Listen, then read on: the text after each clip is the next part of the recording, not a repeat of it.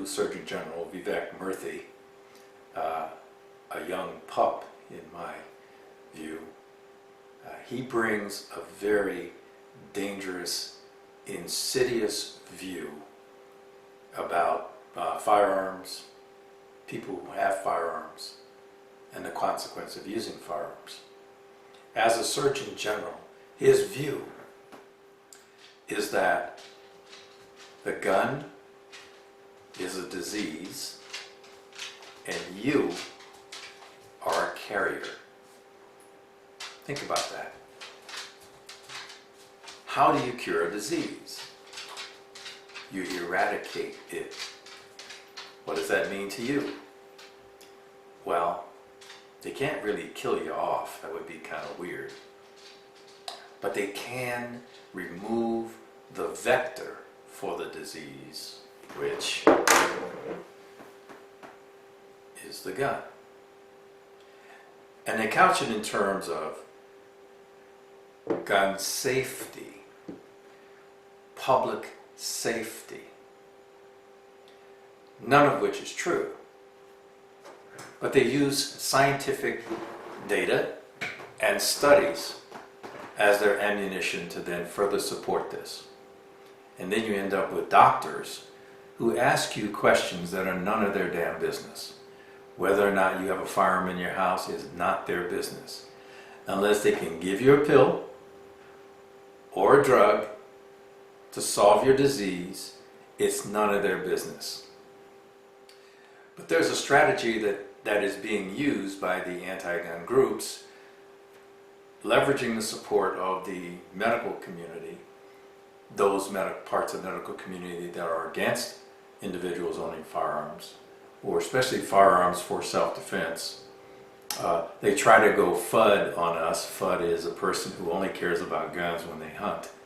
And that's, if they're okay, then who cares about the other folks?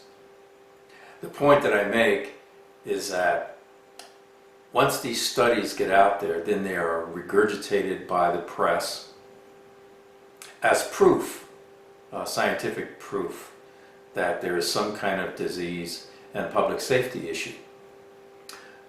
Now, I will totally admit a couple of things. I mean, no sense in argument. The more of anything you have, the more stuff that goes on with that anything will occur. I mean, you'd have to be brain dead not to accept that. That means the more firearms that exist in a particular population or in concentration, the more things associated with those firearms will happen. Now, that's different than saying more guns equal more crime, because more guns equals less crime. Actually, more people with concealed carry permits with guns has a phenomenon of reducing crime, violent crime. But I digress. This video is not a tutorial. It's an overview of the concept and the strategy being used by anti-gun people who then are using the medical community against you and I. I'll put the link to the full report down below. Now, the full study or strategy is from Jews for the Preservation of Firearm Ownership, and the author is Richard Stevens. So I want to give credit for that. And the title is Disarming the Data Doctors: How to Debunk the Public Health Basis for Gun Control. Again, that's published from the Jews for the Preservation of Firearm Ownership, and the author is Richard Stevens. It's a well-written tutorial on how to go through and counter this strategy. But for now, I just want to give you an overview of the kind of things that go behind that, and that if you just read the headlines, it makes you and I crazy. Sets my hair on fire. I just don't have that much hair left, you know. So here we go. When you see headlines like "School Violent Deaths Soar, Guns Kill Most Victims," or "Study Confirms that the link between guns and school killings is strong, or guns are prime suspect in 77% of school violent deaths. So when you see those kind of headlines, you go, what? And then you want to argue it. For most of us, what we tend to say is, it's bogus, that's a biased report, liberal meter, blah, blah, blah. You can't do that and win. You can't even come up with alternative data and win. What you have to do is destroy the basis for the studies that came up with those headlines. Now that's going to take a little bit of reading on your part, and that's going to take vigilance on your part. So there are three things that you need to understand how to do to counteract this guns as a public health thing. First is understand that it is a public health attack approach behind the studies. The goal is to identify it as a public health issue. The second thing to do is understand the methods and the terms used in the study. And third, identify the key flaws and the limitations in the study. Now, the article and the tutorial goes through that in detail, but I want to make sure you understand there are three things that you need to do. Understand it's a public health focus, know the methods used, and identify the key flaws and limitations in the study. Now, for those of you who are familiar with John Lott's work, More Guns, Less Crime, in the second version of that, he did an excellent, detailed series of study and analysis that was pretty benchmark to provide the data and the rationale to support the fact that having firearms in law-abiding citizens under the legal conditions for self-defense was statistically the right thing to do. Mr. Lott has been attacked so viciously with inaccurate counter-scientific data that most of the media, most of the mainstream media, refer to him as the discredited researcher, John Lott.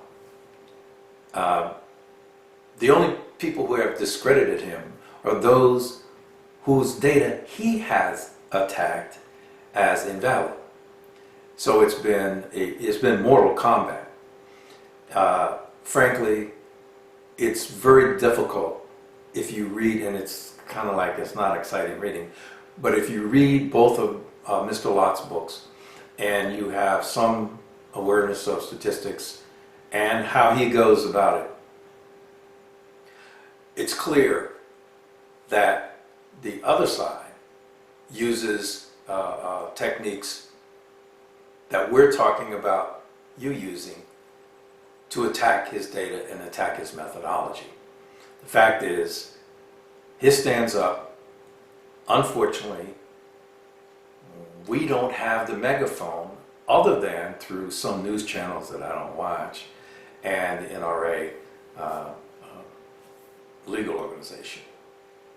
So most of you now have to get on the job and start understanding yourself. So how do they make the issue of guns, having guns, a public health issue? Well, people are weird. When you start to cause people to view the problem as a disease, who do you turn to cure the disease? You turn to doctors, don't you? Lawyers don't do it, criminologists don't do it, philosophers, clergymen, politicians don't cure diseases. Doctors cure diseases. Now you want to trust the doctors who are going to cure the disease. They're going to diagnose it, yes, guns, and then they're going to offer a treatment, right? They call it a social problem and a disease. Now the doctors have to heal, and they will do that in some very insidious ways. Now what's funny and what you need to pay attention to is that the Founding Fathers considered firearm ownership a political, unalienable right. In other words, owning guns is it's a right of a citizen.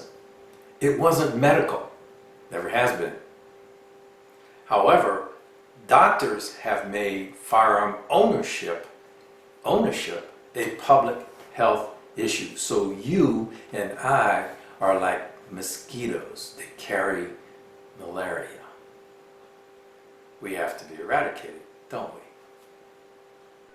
So you might ask, how in the world do handgun-related injuries relate to public health? Well, here's the rationale, right? So pay attention. Anything that unnecessarily contributes to human disease, injury, or death is a proper concern of public health. Understand this. Unnecessarily. Says who? What is necessary and unnecessary? How much and who decides? If enough people were injured and killed in hang glider accidents, hang gliders would become a concern of public health as motorcycles are today. Really? Can you think of something else that might unnecessarily contribute to human disease, injury, or death? Of course you can. Now what really frosts me is the Center for Disease Control and Prevention. Now I'm all for the CDC and what they do for diseases caused by viruses and bugs, because that's a disease, right? I'm not so cool on the other stuff, the fluffy stuff. I'm certainly not cool with them talking about product safety issues for any product. If there are people dying from crib deaths, then that's not a disease. That's bad manufacturing, and the legal system and our tort system should address that. Not the CDC. That's not their job. But they're on the vanguard of this. And their strategy is threefold. One, they track something called firearm deaths. And they monitor changing rates and define high-risk groups. How do they do that? What's the criteria? They use epidemiological studies, long word to mean field studies, to define the risk factors and suggest possible intervention strategies. Now that's fine when they're tracking a real disease, but when they're tracking a political issue or a political subject, remember the right to keep and bear arms and to have a gun is a political inalienable right that has now been defined as a disease. You nasty mosquito bug carrying person, you. And the last thing, part of their three, is develop and evaluate specific remedies. Well, what did they do with mumps? Eradicate it. What did they do with polio? Eradicate it. What have they done with many of the other diseases, at least in the Western world? Eradicate it.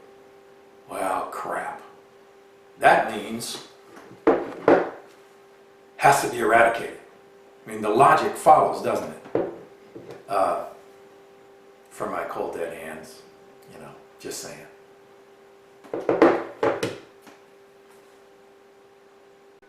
So let's talk about epidemiology and the field studies. There are really 5 things that they try to do. And I won't go into these in detail, but you need to understand that these are the 5 categories that build up the data that define the disease in a population. They calculate the number of diseased persons.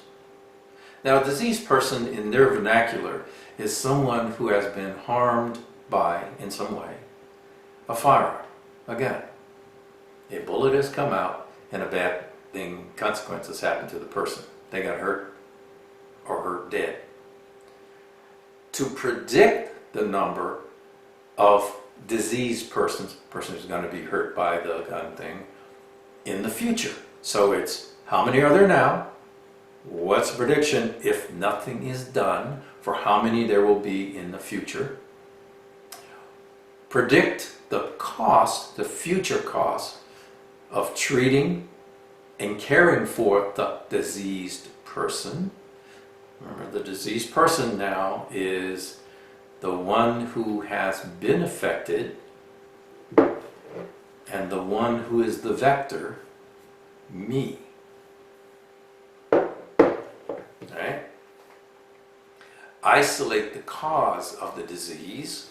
The cause is this and me, because this can't operate without me in you. And determine how the disease is transmitted. Hello?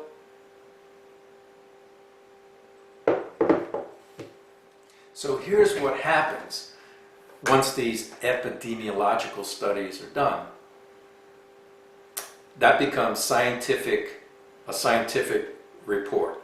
Maybe it's peer-reviewed, maybe it's not. But then it's out there in the public sphere. And the media or others, they catch it and they spin it and spin it and spin it and spin it and spin it. They regurgitate it, they re-quote it and quote it, quote it, quote it. The more something, true or not, is put out there in the minds of the public, and the public doesn't do its own thinking about it, it becomes true and inviolate. We can't afford to have that happen. It's your responsibility to do the reading. It's your responsibility to do the challenging. And saying bullshit isn't going to pack it. So in the report, or the link that I'll provide below,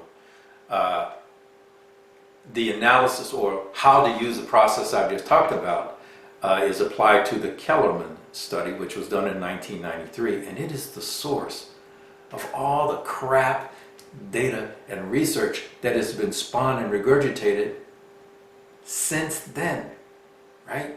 For almost 25 years. This crap has been out there. If you read through the material, what you'll find is if you use the thinking that I've talked about, you'll be able to debunk and have a fairly good argument yourself. The fact is that when you look at what Kellerman did and the result, if it was applied to a real disease, like cancer or the alien zombie thing, no legitimate medical group would support the findings. Understand that. And that's called out in the document. Read it, please. So let me go into that little piece a little more. There's a difference between a risk factor and a cause. Now, the public health group, the anti-gun, public health doctor, CDC folk, they approach gun control related heavily on the epidemiological studies that I just talked about. The conclusion they come to is that gun control is an effective and desirable cure for gun violence. Gun control is a cure for gun violence. It argues that gun control controls the possession of firearms. Therefore, by eliminating possession of firearms, the number of deaths and injuries will decrease. The key word is cause. Now, in the Kellerman study, they tried to show this link, did not, and the methods normally used to associate cause in an epidemiological study for a real disease were not used. Those 9 things are listed in the document, and they're not long. Just understand what they are and that they were missing in the flagship analysis, the flagship research that associates guns in the home with deaths and homicide. It was bullshit. So, in summary, when you are faced with something that says, a study says, and it affects your right to keep and bear arms, here's a mental checklist, and the checklist is also in the document. First, read the study. What conclusions? What data supports their findings? 2, evaluate the underlying assumptions, because you know assumptions make an ass out of you and me. So, is the disease, in this case, gun deaths, narrowly and specifically defined? Is there an adequate definition of exposure to the risk? 3, evaluate the claimed association. The association says, if this, then that. There is this thing called an odds ratio. Is it weak or strong? Is the association weak or strong? Is there a 95% or greater confidence level in the data? Are the plausible risk factors assessed?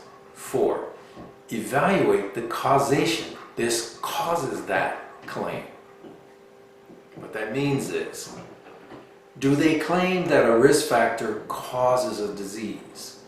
If so, what's the proof? Do they support their claim with evidence in addition to statistical association? So it can't be just a statistical association. There has to actually be evidence that that is true. Does the causation claim does it even make sense? Does it pass the sniff test? 5, evaluate the data collection techniques. Was it small? Because sometimes it's too small. Was it unrepresentative? If so, how? Were there biases in the interviewers? Were there biases from the respondents? Is the data, or are the data, even accurate? 6, evaluate the logic of the conclusion. Does it make sense to even come to that conclusion? Do the authors assert their conclusion, and do the conclusions apply to populations outside of the study population?